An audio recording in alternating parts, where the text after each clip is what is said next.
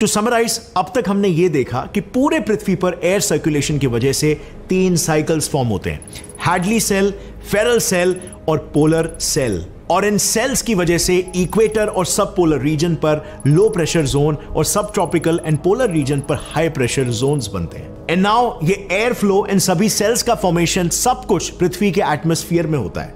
But इसके विपरीत polar vertex atmosphere की बाउंड्री यानी कि ट्रोपोपॉज में बनता है। अगर आपको याद होगा तो मैंने आपको बताया था कि सब पोलर रीजन पर पोल से आ रही ठंडी हवा और इक्वेटर से आ रही गर्म हवा कोलाइड होती है और इस वजह से इस पॉइंट को पोलर फ्रंट कहते हैं। अब इसी कोलिजन की वजह से सब ट्रॉपिकल रीजन की वार्म एयर कंपैरेटिवली हल्की होने की वजह से पोलर रीजन के कोल्ड एयर के ऊपर चढ़ जाती है और यहीं पर आता है एक ट्विस्ट। फर्स्टली, अगर गर्म हवा हमेशा ऊपर से निकल सकती है तो जैसे कि हमने देखा वो ठंडी हवा से फिर टकरा ही क्यों रही है। और सेकेंडली, अगर ये पूरा wind flow north south direction में होता है तो पोलर वर्टेक्स किसी बवंडर की तरह वेस्ट से ईस्ट क्यों बहता है। वेल, इसके पीछे का रीजन है हमारी पृथ्वी एंड मोर स्पेसिफिकली उसका कोरियोलिस फोर्स।